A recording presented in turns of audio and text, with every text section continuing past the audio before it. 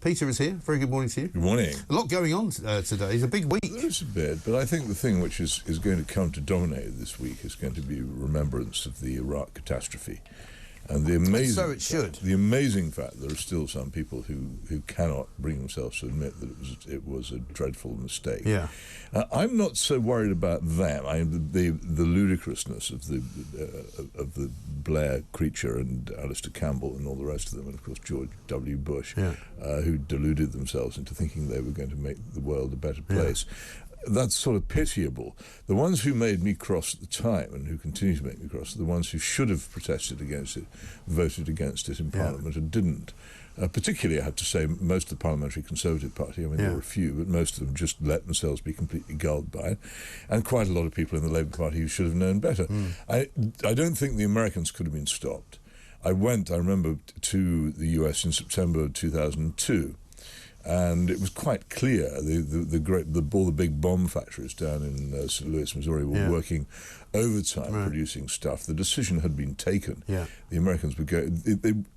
I think the war would have happened. Looking into it now, I think the war would have happened even if they hadn't had the pretext of September the 11th. I think they had decided how. Do you think it was very much a sort of Bush family doctrine? Well, I don't know. They wanted to finally get the man that they hadn't got the first time. I still think Dick Cheney was in charge of that administration. Yeah.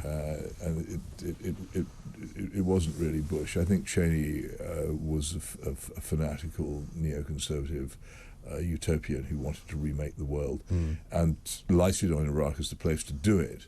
This utopian determination has now shifted towards Russia, where there's some wild belief that somehow or other Russia can be, I think, first of all, reduced to nothing and then destroyed altogether, which can lead only to trouble. But these people, they have these fantasies, and they're in the grip of them. What was never necessary was for our country to be dragged into it, and it was absolutely. Do you think the outcome would have been any different? If we'd stayed out, our point of view? For us it would be better. We wouldn't be so completely disgraced, and people wouldn't laugh when we started going on about international law and criticising other people for invading sovereign countries. Yeah. Now, a large part of the world, although this is not people here don't realise it, a large part of the world just does laugh when we prose on about these things. What is your standing? You took part in an illegal invasion of a sovereign country in defiance of the United Nations. Who are you to lecture anybody? And so it's not much heard here, but it's heard in a lot of parts of the world we don't. And also a lot, and you've said this before, I mean, the sort of the bare bones of the effects of all of this on our sort of society now is in the form of people coming here from those countries, in the form of refugees, asylum seekers, people coming illegally and legally to live here because their countries have been destroyed. Both the war in Afghanistan and the war in Iraq, and then the enormous destabilizations which people don't recognize as being as big as they were in Syria and Libya, have created probably the biggest migration in the history of the world. Which doesn't seem to me to show any signs of stopping, and which is transforming Europe both politically and demographically in ways which we can't even begin to predict. On top of that, the horrible chaos in the Middle East, the enormous amount of killing that took place, much of it, of course, as usual, of innocent bystanders rather than of anybody wanted to kill, and a side effect which troubles me, the almost complete destruction of Christianity, Christian communities which existed in these countries and had done since time immemorial, now more or less wiped out and driven from their homes. It's a shocking outcome, and nobody should be proud of it, and those who took part in it should frankly spend the rest of their lives in Trappist monasteries praying for the repose of their own souls, because they have not got any answer. They bungled.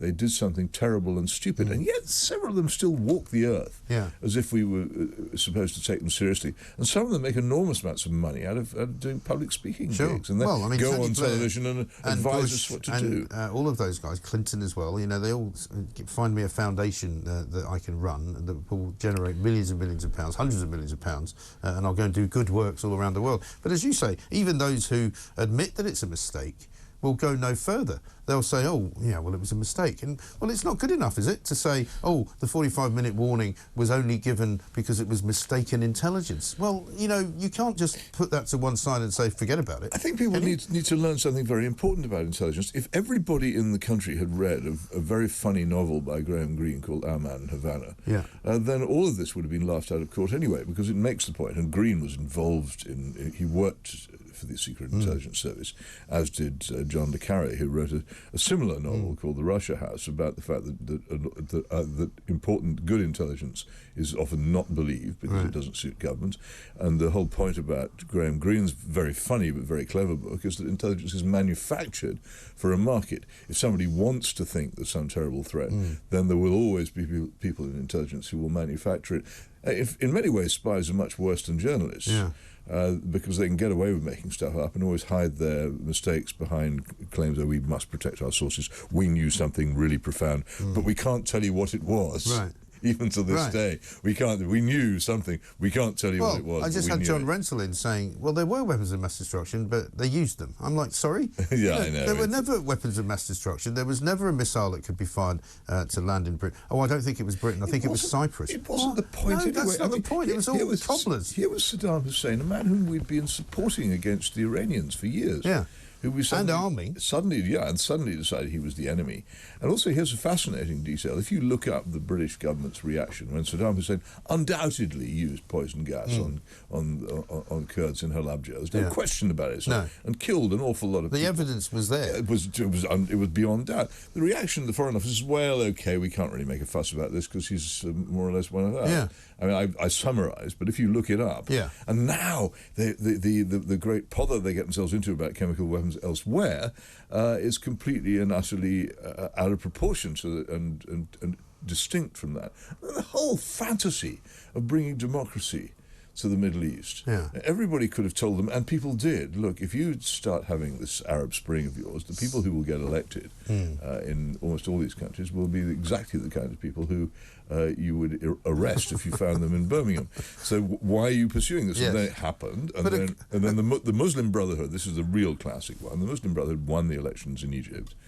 And their government was then overthrown by a completely ruthless military putsch, and the Muslim Brotherhood supporters were mowed down in the streets of Cairo. Literally, they were shot in large numbers. Never a word about the hideousness of the Egyptian regime. We don't, I think, even officially say that it is in fact a military junta, even though it is, because if we did, the huge amounts of aid which the West sends to Egypt would have to stop under some agreement.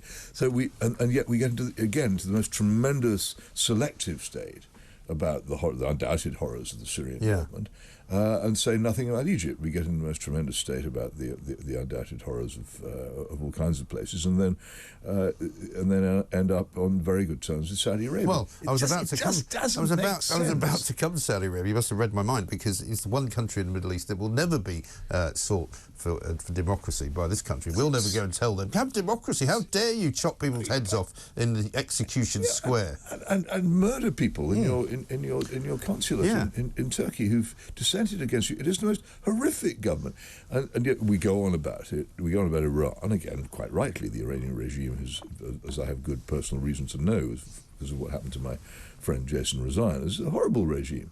But it's in the league of horribleness. I think it probably stands below that of Saudi Arabia. There's all this posturing going on, and no thought. And that's what annoys me about it. People are not thinking about it. Well, you'd like to think that we as individuals and perhaps as a government would learn from history, but there doesn't seem to be much learning going on. It's so much worse because people die. I think it's just a matter of sending rude But that's it. notes. It's not just people actually die. Yeah. Our own soldiers die. We kill people. Children die. Indeed, they do. We kill people in foreign countries who've done nothing to us and were living harmless lives. We start the most incredible conflicts. I mention this about Syria because, again, whatever you think about the Assad regime in Syria, and I have a long record of criticising it, the destruction wrought in Syria, thanks to what I believe was intervention by Western intelligence services and Gulf states, is unbelievable. Look at the pictures of the cities of Syria after this supposed democratic revolt began. Could it possibly have been worth it? Imagine, just for a moment, if this would have happened to our cities.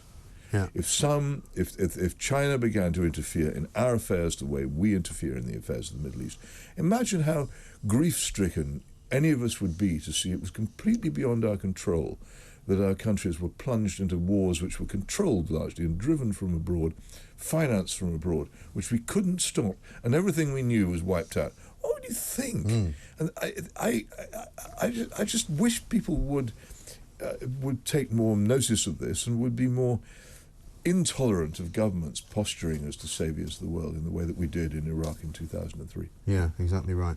Just before we take a break, let's have a listen to what Tony Blair actually said after the invasion began. On Tuesday night, I gave the order for British forces to take part in military action in Iraq. Tonight, British servicemen and women are engaged from air, land and sea. Their mission? To remove Saddam Hussein from power and disarm Iraq of its weapons of mass destruction. And there you have it. Didn't really work, did it? But some of it did. We'll come back. Pause for thought.